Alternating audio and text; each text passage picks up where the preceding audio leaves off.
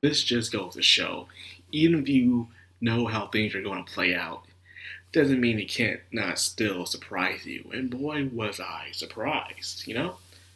Um, this episode, you can just tell by looking at the animation and the action scenes in this episode that it had that Studio Bones kind of vibe.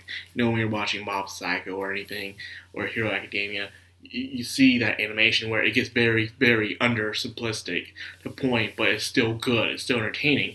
Editing is very simplified. Like, you don't see much detail in the fighting, but it's still good. As in, you don't see the artistic detail in the fighting, as in, you don't see the eyes or mouth or the well-detailed shirts and clothes, but you still see them. But the action, because it's so focused on the action.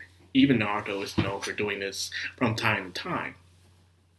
And here it did it very well. It felt off to me because I wasn't used to seeing Azure Lane with this kind of animation.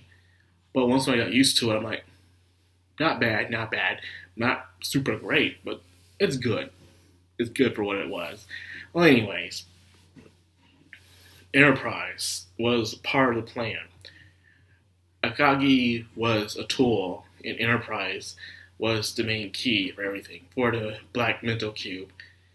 Turns out the Sirens, one of them named Tester, I guess the Black Mental Cube was an experiment to awaken the true Orochi, and Enterprise was the key factor into it.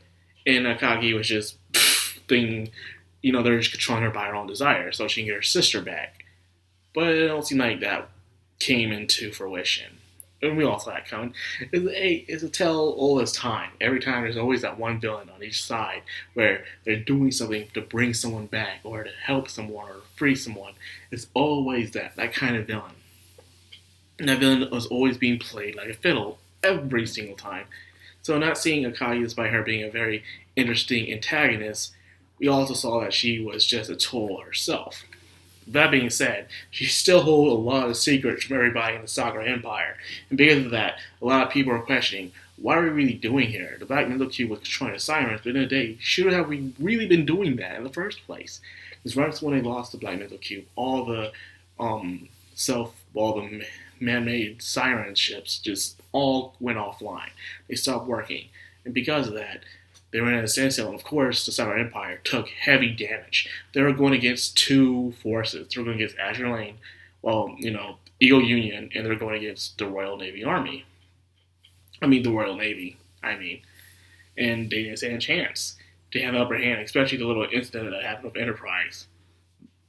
So, of course, Kaga is upset about because everyone is kind of, they want to help Akagi look for her, but at the end of the day, they're like, if we gotta choose between looking for her or getting everybody regrouping back to the Sakura Empire, let's go back to the Empire. Because right now, things aren't right. They were hit, so many things were kept from them, too many secrets. And because of that, they didn't really trust Akagi whatsoever. They trust her as a leader when it comes to, strategies and battle planning, but the true intentions things, it was too much. They couldn't do it because they're like, okay, let's all regroup, But of course, this was a perfect opportunity in wars, but you can't feel no sympathy for your enemy, so you gotta wipe them out much as you can. And of course, the ideal for the Royal Navy was, let's finish them off here. But however, Suyakoku and her sister decided to stay behind, fight them off. But things didn't work out. Every time Suyakoku sees Enterprise, it gets the better of her. It's like those two rivals in an anime that see each other, and they're like, they just have to fight on the spot, despite everything that's happening. It's like Snake Eyes and Storm Shadow, Naruto and Sasuke. No matter what they do, they have to start fighting right on the spot. They can't help it. But she was about to get destroyed, man. If it wasn't for Ayanami coming in the way. Now, with Ayanami in her situation, she is confused, but she didn't like what was going on, And it's this thing that everyone needs to learn. It's something that Belfast is trying to explain to everyone, most of the main characters, is we were made to fight, not destroy. And of course, there's a big difference between that. Fighting is what is fighting? Well, fighting, it can be very vague. It can be as in, are you fighting for love, happiness, to protect your friends? Are you fighting for yourself? Are you fighting for strength and power? What are you fighting for? Destroying, just destroy. I destroy because, I have to. Of course, this happens. The good old saying, war. War never change. Oh my god. Am I going to have to say that every single review? They say it almost every episode. What can I say every review? War. War never changes because that's what it seems like. And it's true. At all the ships together from these empires, these sanctions, were supposed to come together and destroy the Sirens. The Sirens are still around, but instead of joining together, they're now divided. And now they're fighting each other, just like humans. And this proves that there's always going to be that natural order, is what my grandpa calls it.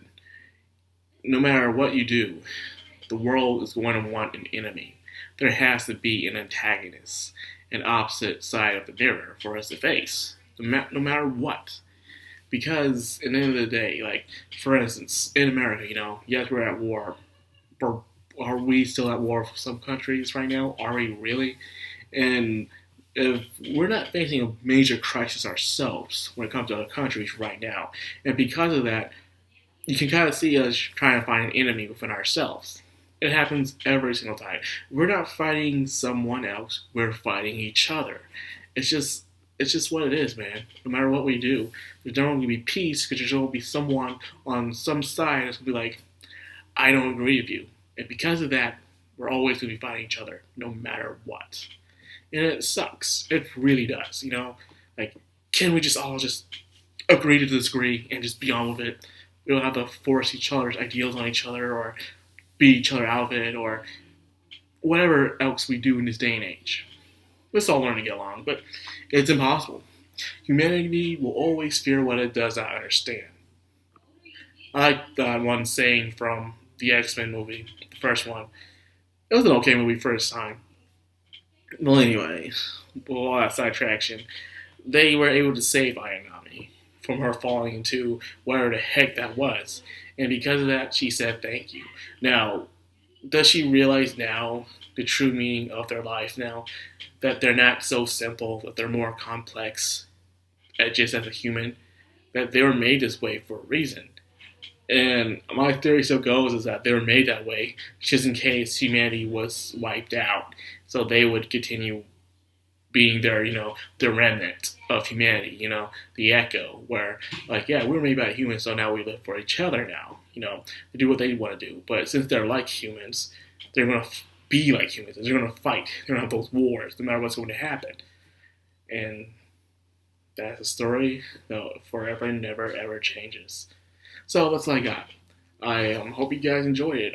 Yes, there weren't no pictures or anything like I said I would do, but it is the holidays. It is very tiring right now. I am exhausted. And I know it's a crappy excuse, but next week I will bring back pictures and I will be reviewing High School Girl tomorrow. I'm tired. I got get dinner ready because I just got home. I already got to freaking cook. What the hell? Anyways, that's all I got. Hope you guys enjoyed. If you did, like, comment, subscribe, and of course, hit that bell icon. This has been the Madcrownxox on Anime. Signing out.